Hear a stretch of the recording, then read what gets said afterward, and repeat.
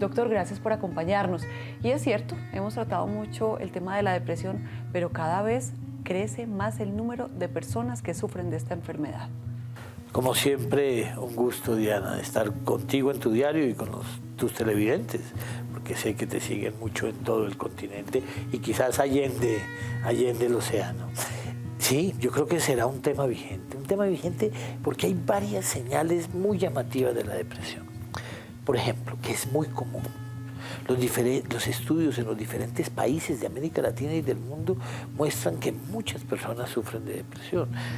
Algunos dicen que 15 de cada 100, por ejemplo, estudios como en Colombia, en México 5 de cada 100, en otras zonas como el Perú 8, es decir, las cifras son muy importantes. Pero lo que lo hace más llamativo, porque en algunos lugares o no hay cifras, no hay datos o no son muy precisas, están más relacionados es con el impacto que genera. Es decir, las causas de ausencia laboral en mujeres, la causa más común es la depresión. Hay una medida estadística en ciencias de la salud que son los años de vida ajustados por la discapacidad. La más común es la depresión. Entonces tenemos cosas que son muy significativas que nos hacen pensar que quizás mucha gente está deprimida y no se da cuenta. Hay unas preguntas muy básicas, doctor. Yo creo que usted me las responda rápidamente para que ahorita sí hagamos como una introyección a este tema. ¿Quiénes sufren más depresión, hombres o mujeres? Mujeres. Edad, rango de edad. Todos. Es decir, hoy en día está claro, se creía, por ejemplo, que los niños, por esa que era, hasta que no hubiera razón, no se afectaban las emociones y los sentires. Desde los niños hasta las personas mayores pueden sufrir depresión, aún con tasas importantes. ¿Qué tiene que ver el comportamiento de una persona en su vida diaria para que llegue a sufrir de depresión? ¿O esto es genético? ¿O de dónde sale esta enfermedad? Porque es una enfermedad. Exacto, es una enfermedad. ¿Y por qué decimos que es una enfermedad? Porque esta persona venía funcionando de una manera y deja de funcionar de esa manera y se mete en esa forma de visualizar el mundo que es la depresión. Hay una serie de manifestaciones de las expresiones mentales de esa señora o de ese señor y compromete la funcionalidad. Es decir, es una enfermedad como tal. ¿Es una enfermedad que tiene cura? Es una enfermedad que tiene un manejo. Cuando hablamos de medicina, cura, muchas personas tienen una depresión en su vida, si reciben un manejo adecuado no vuelven a tener una depresión en su vida. Algunas vuelven a tener episodios depresivos, se repiten en su vida. Lo importante es reconocerlo e intervenirlo de manera adecuada, reconocerlo tempranamente e intervenirlo, ojalá con la mayor celeridad. Una persona que haya sufrido depresión, pasan 10 años y vuelve a recaer en una depresión. ¿Qué pudo haber despertado eso? Todo el mundo asocia que la depresión es un problema de la voluntad. Y entonces las explicaciones que se dan las familias, los amigos, pero tú ¿por qué te vas a deprimir? Tú tan linda, tú tan bonita, con todo en la vida. Entonces, precisamente, lo que explica esto es que esto no es un fenómeno reactivo, que a veces hay una carga genética, algunos tienen esa carga genética, que esa carga genética tiene correlatos de tu funcionamiento del cerebro, es decir, codifica el cerebro de una manera, que tu manera de ser o las características de tu personalidad interactúan con el entorno y lo que sucede afuera. Entonces es una interacción de todas las cosas. Yo puedo tener la carga genética, pero a lo mejor tengo una personalidad de características muy seguras y el mundo es una autopista abierta. Es posible que así la tenga ahí guardada, no se me exprese. Pero alguien puede tener muy poquito, pero si es todo lo adverso, pues es posible que se le exprese.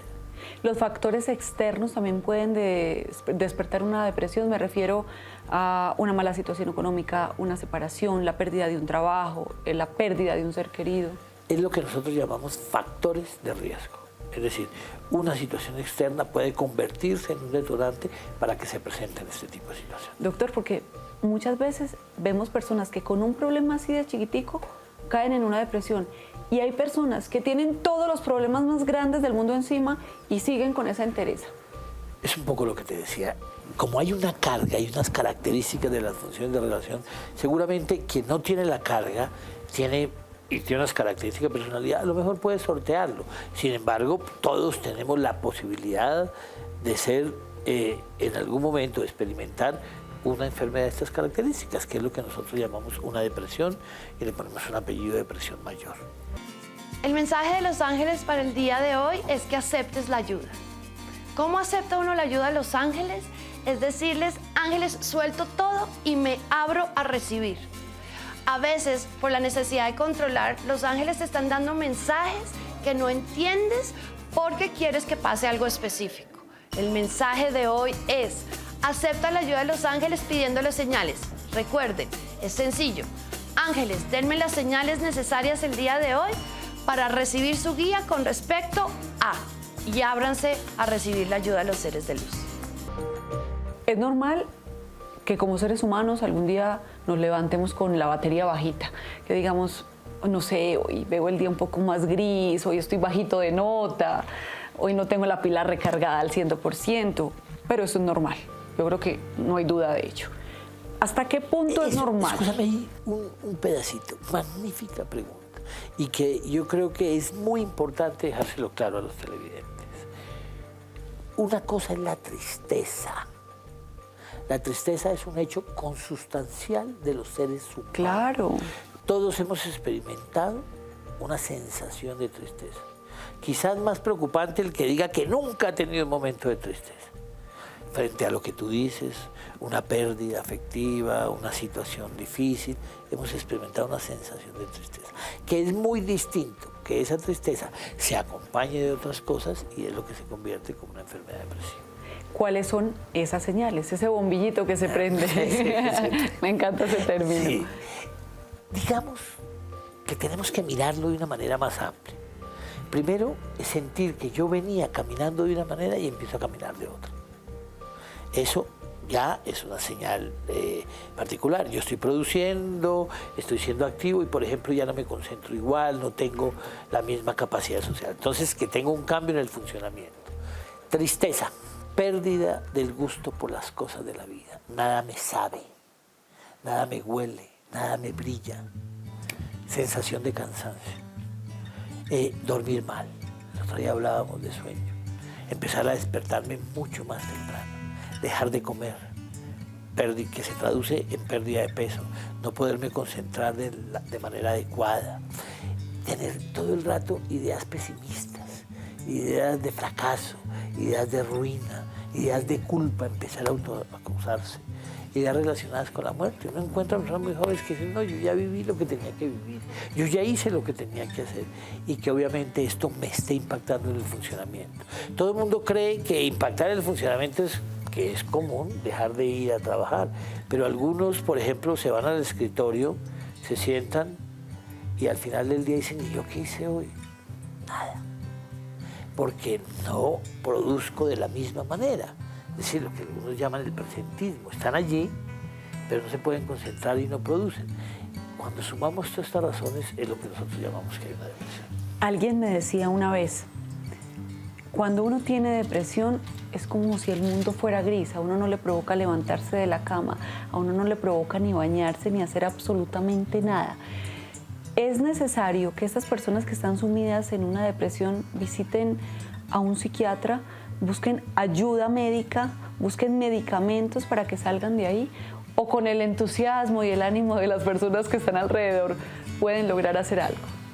No podemos decir que todos, porque sería quizás una aproximación atrevida, pero algunas personas sí lo requieren, y si lo requieren es importante que sigan esas indicaciones. Pero lo más importante, a mi juicio, es darse cuenta y que las familias se den cuenta. Porque muchas veces las personas van y le dicen, mamá, padre, tía, abuelito, es que estoy deprimida. ¿Usted cree que se va a tener que deprimir? Ponga su parte, le organizan un paseo. Total. Y claro, pues le pueden poner todo el colorido, todos los globos, toda la música, pero él estuviera como se siente, como si estuviera en un funeral. Porque no es que no quiera, es que no puede.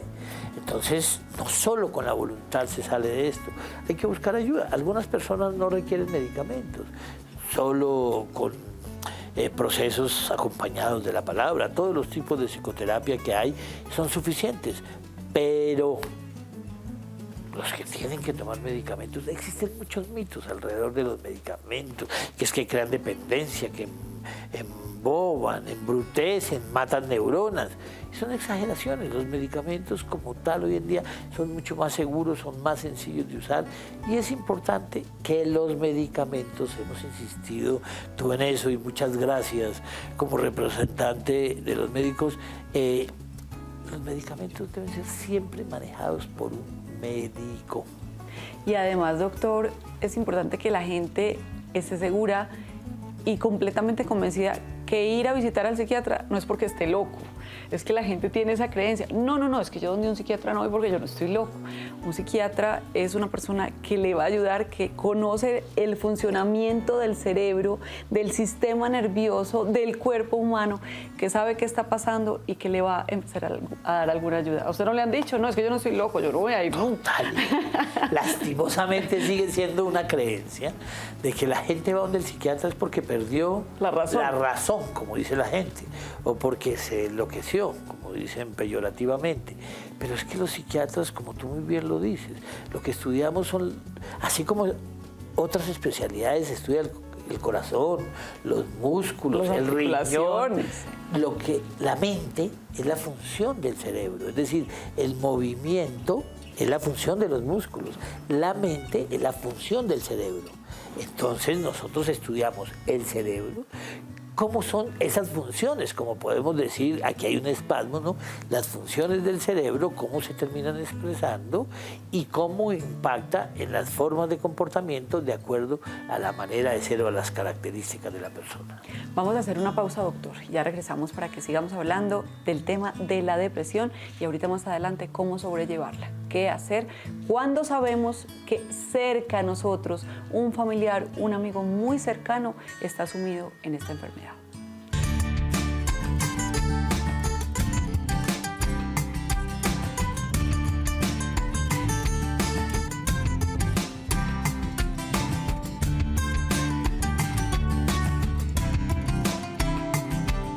Hoy aprenderemos a hacer un jugo poderoso. ¿Por qué? Porque tiene muchas vitaminas y minerales que nos van a ayudar a que nuestro cuerpo funcione muy bien. En este caso vamos a utilizar media guayaba, media manzana verde y media pera. Son alimentos o frutas que tienen muchísima fibra y esto ayuda a rebajar los niveles de azúcar en sangre. Poderoso como debemos ser cada uno de nosotros al tomar nuestras decisiones. Cuando tenemos algo por delante, pues ese poder interior tiene que salir y estar seguros de lo que vamos a hacer. Por eso mismo, este jugo también nos va a ayudar a ser poderosos con nuestro cuerpo, a limpiarlo, a que se mantenga muy vital y que siempre los niveles de vitaminas, minerales, magnesio y todo lo que tienen estas frutas actúen muy bien. Vamos a licuar.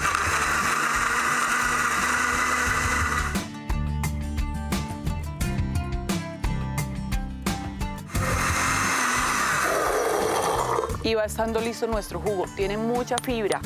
La pera, por ejemplo, tiene 25% de fibra de lo que necesitamos cada uno de nosotros para que nuestro organismo esté muy bien depurado.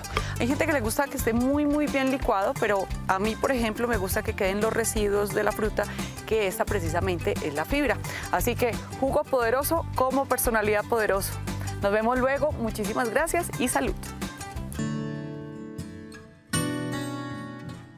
La depresión, un tema tan extenso. Quiero hablar de una época de la vida, yo le digo la edad o la llamo la edad dorada. Las personas cuando ya se sienten un poco cansadas, cuando ya creen que han terminado como su ciclo de vida porque ya no trabajan, porque ya se sienten enfermas, porque ya su cabellera está completamente blanca, cuando ha llegado a la edad dorada. ¿Tiene alguna relación la vejez y la depresión? Cuando uno ve los datos, es decir, las cifras que se acompañan de enfermedad depresiva, 60 hacia arriba es más común que en otras edades. Y seguramente hay varios factores que influyen. Esta carga es mucho más frágil, las defensas, entonces los factores externos, como es salir del lugar de trabajo de siempre, la pérdida de personas cercanas, pues termina siendo un factor más de presión sobre estas situaciones. Entonces, como tal, es común enfrentarlo, es importante darse cuenta. Y cuando vemos que aparece por primera vez una situación depresiva tardíamente, amerita hacer otro tipo de estudios, porque ya creemos que el cerebro pues, está funcionando como una persona mayor, entonces hay que estudiar qué es lo que está pasando allí siempre para descartar que la depresión no esté acompañada de otras cosas.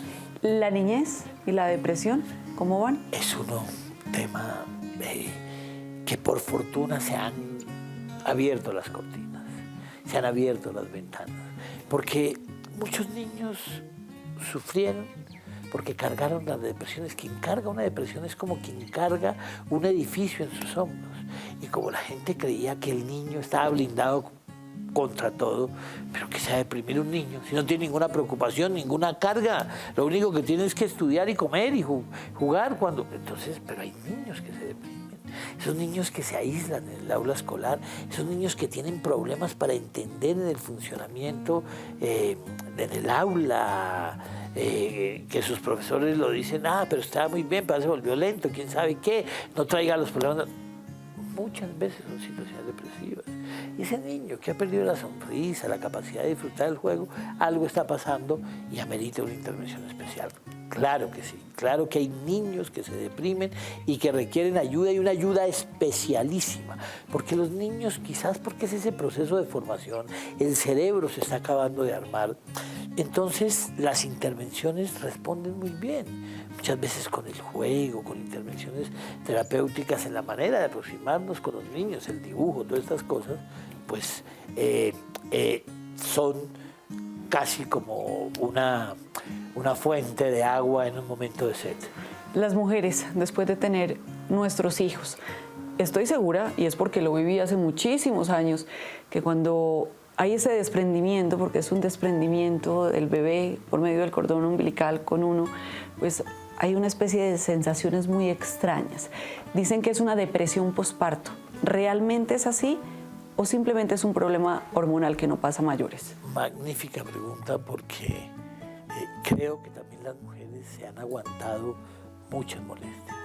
Yo diría que los hechos vitales de la mujer están acompañados de síntomas depresivos.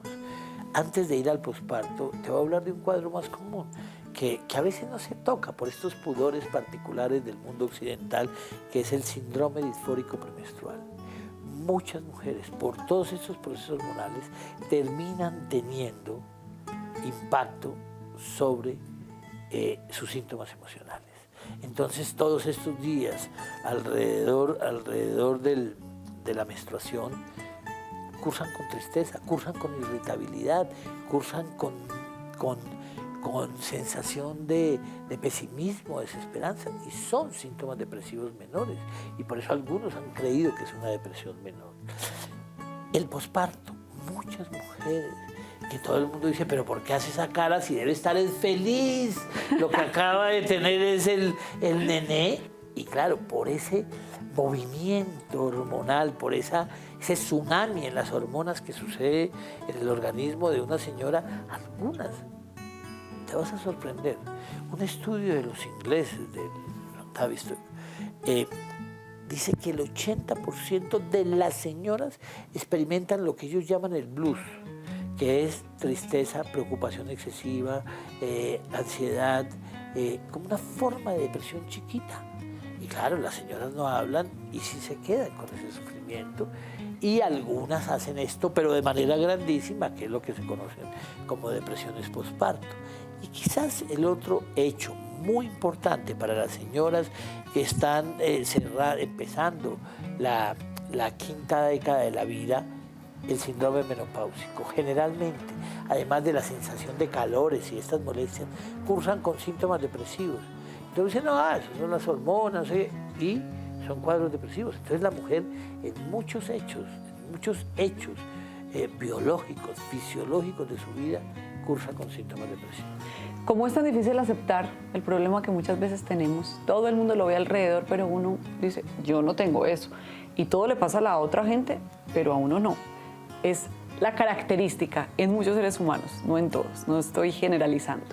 Pero si sabemos que hay una persona cerca de nosotros que queremos mucho y que le podemos ayudar, y sabemos que está dando esos pasitos, viéndola que está prendiéndose ese bombillo de alerta y que está sumida en depresión, ¿qué hacer por ella, doctor? Reconocerlo. Lo que yo he insistido mucho ya desde hace tantos años. Quizás hay una premisa que lo explica. El equilibrio emocional también se rompe. Entonces, aceptar que nos podemos deprimir es muy importante y que las familias lo aceptan. Entonces, primero, aceptarlo. Segundo, orientarlo. Mostrarle y explicarle que se puede deprimir, que se están dando situaciones y orientarlo a buscar ayuda. La automedicación. Usted tiene depresión, entonces tómese esto. Hay una pastilla muy famosa, Prozac, que le sube el ánimo y se va a sentir muy bien y no se preocupe y no tiene necesidad de consultar. ¿Esto es sano? No, absolutamente insano. Yo entiendo que hay remedios. Yo entiendo que algunas personas dicen, bueno, y donde a veces terminan ocultando esos problemas en problemas mayores. Por ejemplo, algunos creen que el alcohol olvida las penas y mata las penas. De hecho, muchos de los boleros de nuestra geografía latinoamericana hablan de penas y tristezas y el alcohol. Pero esos remedios caseros que van desde el alcohol o esto, terminan siendo ocultando. Es como quien tapa, quien echa el mugre debajo del tapete. Y las únicas personas entrenadas, autorizadas y facultadas para dar medicamentos son los médicos. Y en este caso, como el sistema nervioso central, son los psiquiatras o los neurólogos. Entonces, es una gran equivocación porque a veces termina siendo más grave el remedio que la enfermedad cuando queda en manos de otros. Hay conexiones neuronales y hay un funcionamiento interno que yo creo que no podríamos explicar, porque ya es un tema demasiado técnico. Pero dicen que cuando hay depresión se baja el litio. ¿Usted nos puede explicar rápidamente esto y si es cierto o no? Es una magnífica pregunta para aclarar tantas dudas. Esa es una creencia un poco mágica, porque el litio nosotros lo usamos en una enfermedad que alguna vez hablamos y podemos volver a hablar, que es los dos extremos del afecto, la depresión y la exagerada alegría, que son lo que las personas llaman bipolares. Y nosotros usamos un medicamento que es el carbonato de litio, el succinato de litio, una sal de litio, y lo que hace es estabilizar el ánimo. Pero el litio, si nosotros se lo medimos a una persona, no lo podemos encontrar, y solo si toma litio. Entonces quizás es una de estas creencias un poco mágicas con relación a esto. No es que el litio endógeno que hay, es un oligoelemento, es el que genera el cuadro de la depresión. Y algunos van y toman litio o les dan litio en algunos lugares y esto no tiene ningún fundamento científico. Doctor, muchísimas gracias por acompañarnos. Como siempre es un placer que usted nos visite, que usted nos despeje muchísimas dudas y que nos ayude también con esto de la salud mental, que es tan importante para todo el mundo, para toda la gente que siempre se conecta. Encantado, como siempre. Hoy tenemos el gusto de presentarles a la doctora Elizabeth Bateman. Ella es médica, especialista en medicina integrativa, porque me encanta esto, doctora Elizabeth, que se integre todo, el cuerpo, la mente, el espíritu y la emoción, porque definitivamente somos eso. Le doy la bienvenida y gracias por acompañarnos al diario. Bueno, Diana, ¿cómo estás? Muchas gracias por la invitación. Alguna vez habíamos tratado el tema de cómo influían las emociones de nosotros como seres humanos y la manifestación de las enfermedades mentales o físicas que muchas veces padecemos. Podemos hacer una diferenciación entre la emoción y la enfermedad y cómo es que empiezan a relacionarse estos dos temas tan importantes. Sí, más que una diferenciación, más bien es como esa unión entre la mente y el cuerpo, entre la emoción y el cuerpo.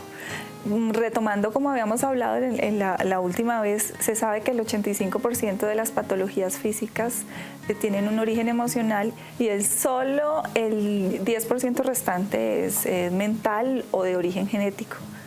Hay gente que es muy escéptica con este tema. Dice, pero es que las enfermedades vienen de la genética. ¿Cómo no se va a enfermar una persona que fuma cigarrillo toda la vida? ¿Cómo no se va a enfermar una persona que tiene malos hábitos alimenticios? ¿Usted qué le diría a la gente que es escéptica, doctora Elizabeth? Primero, ante el escepticismo hay que decir, que prueben con su vida diaria y con su presente. Casi todos tenemos alguna emoción revuelta en el diario vivir y casi todos tenemos una somatización asociada a esto.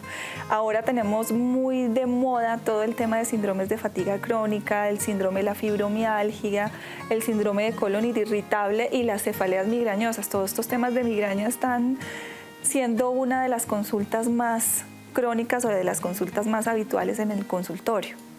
Si uno preguntara qué porcentaje, digamos que 1 a 100, qué porcentaje juega cada cosa, nos habías dicho que el 85% eran las emociones. ¿Qué porcentaje juega también la genética, el medio ambiente en que vivimos y todo este tipo de cosas?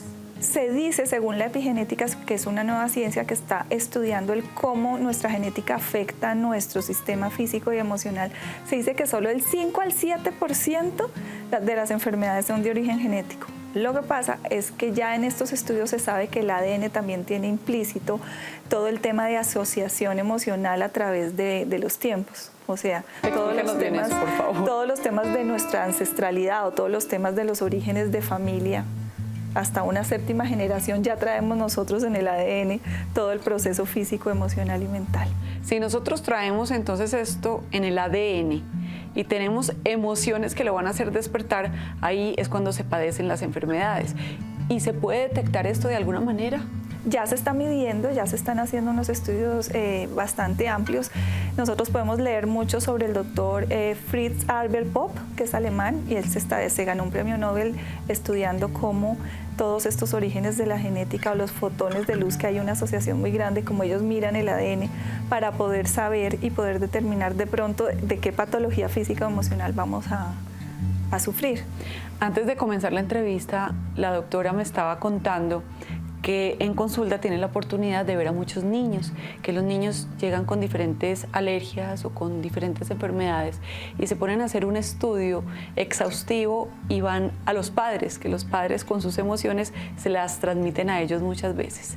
¿Cómo funciona esto? Uno como padre de familia puede hacer que su hijo se enferme de algo simplemente por una emoción que no es tratada a tiempo o que no la ha somatizado él mismo. Pues este es un tema que hasta ahora la gente abre un poco los ojos en el consultorio cuando yo le pregunto a las mamás qué te sucedió cuando estabas en el 1.º o 2.º mes de embarazo, porque resulta que las emociones de alguna forma la podemos medir con la técnica que trabajamos. Entonces, cuando nosotros medimos el cuerpo del nené, nos da una información emocional y nos da una información de alguna manera energética. Y cuando preguntamos a la mamá qué sucedió cuando estabas embarazada, la mamá se sorprende y dice, casualmente sucede que mi esposo se estrelló y tuvo un accidente muy grave, o casualmente mi madre murió. Y resulta que eso queda implícito en el útero. El útero es de los reservorios más importantes emocionales que hay, pero como los bebés no logran reinterpretar o interpretar que es un miedo, que es un susto, que es esto, ellos simplemente reciben la información, la emoción de la madre, eso queda implícito en su sistema físico. ¿Y cómo se tratan estos niños entonces? Ya hay varias técnicas que uno puede hacer, pero una de las técnicas es sanación tibetana, que es muy linda, funciona mucho en los bebés, y hay que reprogramar a la mamá, hay que ayudarle a la mamá que emocionalmente, si no ha superado ese proceso, lo supere. Es algo que realmente no se puede entender muy bien, pero cuando se vive y se sana, se sorprende uno de los cambios que hay. ¿De qué se trata la sanación tibetana? ¿Nos puede contar cómo empiezan en una primera cita a hacer todo este tratamiento? Y yo quiero también que nos cuente cómo ha sido la efectividad de implementarla en los pacientes. Pues bueno, yo te puedo decir que cuando llega el paciente a consulta hacemos una historia clínica absolutamente normal, con antecedentes, motivos de consulta, buscando orígenes de pronto nutricionales, buscando antecedentes que nos den la mayor luz, pero cuando ya estábamos atendiendo al paciente, hay una técnica que de pronto ustedes la conozcan, que se llamó el balance polar electromagnético, es medir la frecuencia o el campo magnético que tiene el paciente en ese momento. El cuerpo nos da 3 claves muy importantes. El cuerpo es un cuerpo físico, es un cuerpo emocional y es un cuerpo mental. Y cada uno de ellos se rige a unas leyes de la física. No sé si está quedando un poco confuso porque es bastante profundo. Sí. Entonces las emociones son magnéticas y nosotros podemos medir con esa técnica en dónde está alojada la emoción en qué parte del cuerpo y cuál es el punto de origen y el punto de resolverlo. Pero me imagino que esto no es de un día para otro. Una persona que empieza de pronto a tener una tristeza, digamos porque perdió el empleo, no es que hoy, mañana está triste y pasado mañana va a aparecer o a somatizar una enfermedad. Esto viene, digamos, de muchos años atrás, de mucho tiempo atrás para que realmente logre somatizarse, o es inmediato. ¿Qué es lo que sucede cuando pierdes todo el empleo? Que es el primera emoción que uno siente. Sientes miedo. Sientes miedo a perder, o sientes miedo a no tener, o sientes miedo a no proveerle a tu familia las necesidades básicas. Pero ese miedo viene implícito por un miedo aprendido de atrás. Esto simplemente fue un detonante para que todos esos miedos que vienen acumulados desde tu útero se detonen en un proceso de estrés, como puede ser una pérdida de un trabajo. A otra persona puede ser una pérdida emocional, de haber terminado con su pareja. A otra persona puede ser simplemente un susto que te dieron en la calle y se le despierta todo ese aprendizaje. Y hay 5 temores básicos en el ser humano: el temor al abandono, el temor al rechazo, el temor a la muerte, el temor a la no pertenencia y el temor a la vida. ¿Cómo se puede definir cada uno de ellos? ¿Qué explicación le podemos dar a la gente de cada uno de esos temores? Pues eso viene mucho del estudio del cerebro instintivo, ¿no? Porque el temor a la muerte, pues nosotros sabemos que de base tenemos un instinto de supervivencia y de protección, y ese lo tenemos como un instinto absolutamente clave en nuestro cerebro reptil. Lo que pasa es que cuando se hace consciente al cerebro mamífero, al cerebro racional, se despierta con este temor.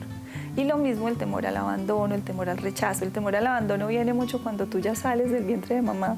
Hay una sensación primero de la madre que se siente con ese vientre vacío, y segundo el bebé también siente la afectación de ya no estar en ese estadio de protección, por así decirlo. Eso quiere decir que los seres humanos tenemos siempre esos 5 temores, pero siempre hay uno que está oscilando, resalta y cada más. persona tiene un aprendizaje. Puede que alguien tenga el temor a la agresión y lo manifieste más, o otros sean personas muy miedosas, otros sean personas que quieren tener más y no perder sus cosas, y los seres humanos vamos oscilando en temores todo el tiempo. Hay un dicho popular muy conocido que dice: es mejor la cura que la enfermedad. Entonces hay personas que ahorita están tomando muchísima conciencia, doctora, y qué bueno hablar de esto, qué bueno no tener que esperar a que una enfermedad se somatice en nuestro cuerpo, sino decir, bueno, quiero evitar, si yo sé que hay patologías detrás de mí, si yo sé que tuve problemas chiquitos, si yo sé que mis papás tienen determinadas conductas y yo tengo un aprendizaje que vivir, pues puedo hacer como un estudio interior y puedo ayudarme a prevenir muchas cosas que de pronto van a venir. ¿Eso se puede hacer con un trabajo arduo? Sí, se puede hacer, y ahorita pues hay múltiples técnicas que están trabajando los médicos y los psicoterapeutas que nos ayudan realmente a resolver. Hay una de las técnicas más lindas, que es sanar el vientre materno. Casi todos los seres humanos podemos hacer un método que se llama Sanemos nuestro vientre materno, que tiene mucho que ver con la terapia regresiva reconstructiva, o con la programación autoconsciente, o con el Psyche, que está ahora como muy de moda, pero realmente tenemos la herramienta para sanar. ¿Pero eso es algo que debemos hacer con un profesional, o podemos hacer un ejercicio nosotros mismos, empezar diariamente con pildoritas de sanación? Sí, yo creo que uno puede también empezar a hacer un proceso de autoobservación, siempre dirigido por alguien que sea profesional, ¿no? Pero si ya quieres ir a un proceso más profundo, pues un terapeuta, un médico te puede ayudar muchísimo. Vamos a hacer una pausa y yo quiero que ahorita nos vamos a clasificar las enfermedades con las emociones, pero hagámoslo de una manera general. Las enfermedades alérgicas, las enfermedades de las articulaciones, los dolores, que no se nos quede nada por fuera. Ahora sí, vamos a hacer una relación de las emociones con las enfermedades que ya han aparecido en el cuerpo humano. ¿Qué tal si hacemos como grandes grupos? Hablemos primero de las articulaciones y nos da una explicación bien específica sobre esto. Bueno, las articulaciones, como sabemos, es la movilidad, la flexibilidad que nosotros tenemos para el movimiento. Cuando movemos nuestros brazos, nuestras rodillas o los tobillos, estamos generando un patrón de movimiento. Se dice mucho que las personas que sufren mucho de esguinces en los pies o de traumas en los pies es que tienen mucho temor a dar pasos importantes con la vida. Cuando hay gente que tiene problemas de artrosis en rodilla o problemas de rodilla, no son flexibles ante la vida. y cuando hay gente que sufre mucho de problemas articulares de codo. ¿Qué quiere decir lo de la rodilla? ¿Cómo que no son flexibles? No somos flexibles ante la vida, no hay flexibilidad. La rodilla genera movimiento. Si no hay rodilla, tú no te puedes caminar, no puedes correr. Entonces las articulaciones, como por ejemplo las enfermedades artríticas o las artrosis, uno ve al paciente artrítico o artrósico y uno le nota casi siempre un patrón emocional de rigidez absoluta. No quiere darse la oportunidad de hacer nuevas cosas, Sí, no quiere salir de su zona de confort. Sí, viven rabiosos y muy estáticos y no quieren moverse. Realmente nota uno la poca flexibilidad. ¿Qué tienen que hacer esas personas para trabajarlo? Primero, hacer conciencia del patrón emocional. Ese es el de la mejor regalo rigidez que de vida. podemos hacer para todo, hacer conciencia, aceptar que tenemos un problema. Hacer conciencia. Cuando hacemos conciencia podemos empezar a respirar y a autoobservarnos y decir de dónde viene que yo sea tan rígido, de dónde viene que yo me esté autoagrediendo de esta manera. Tercera cosa, ya cuando hacemos conciencia y entendemos de dónde viene, empezar a solucionar. Y como ya ha somatizado el tema, pues nos podemos dar apoyo y ayuda con temas ya nutricionales, con medicina biológica, fisioterapia, en fin. Bueno, vámonos con otro gran grupo, las enfermedades de la piel, todo lo que son alergias, ¿cómo se llaman estas? Eczema, Eczemas, brotes. personas que constantemente sufren de esto. ¿Qué es lo que nosotros expresamos ante la piel? Es nuestra primera capa, es la que nos ve el mundo. Nosotros mostramos. es lo que mostramos. Cuando nosotros tenemos muchos problemas de piel, entonces estamos somáticamente o emocionalmente diciendo qué es lo que no estoy queriendo mostrar y qué es lo que no acepto de mí ante el mundo. ¿Será que tengo baja autoestima? ¿Será que no me siento agradable para el mundo? ¿Será que no me puedo comunicar?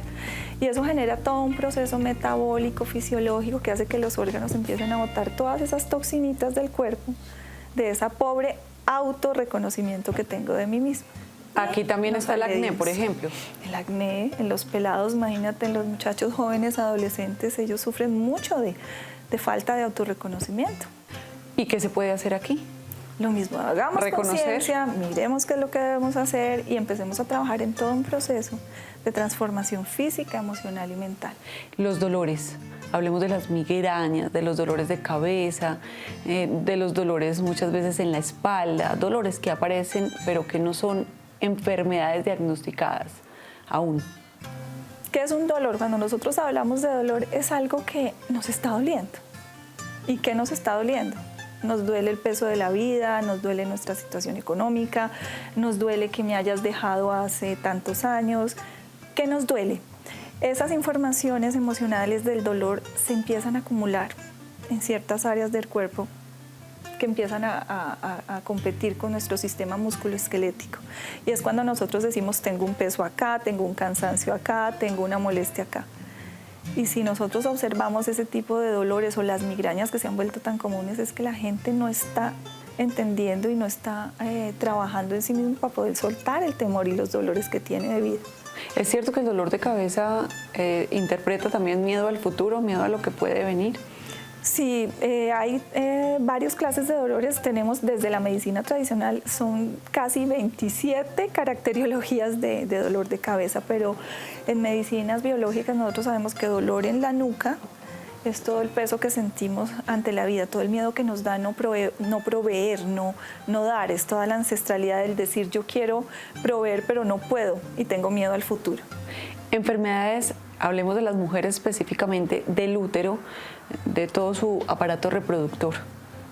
¿Cómo lo podemos interpretar? ¿Qué emoción Enfermedades hay ahí? tales como quistes de ovario, miomatosis uterinas, endometriosis, todas estas patologías se dice y tiene mucho que ver con todas esas represiones que tenemos como femenino.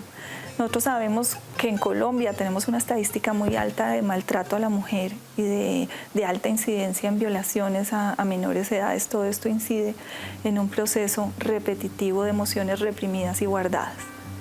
Doctora, hace mucho rato yo quería hacerle una pregunta. Hace mucho tiempo, que nos conocemos hace más de 2 o 3 años, personas que tienen un accidente automovilístico, personas que son heridas con arma blanca, heridas con arma de fuego, ¿tiene algo que ver esto con las emociones o simplemente es algo que tenía que pasar porque tiene que aprender?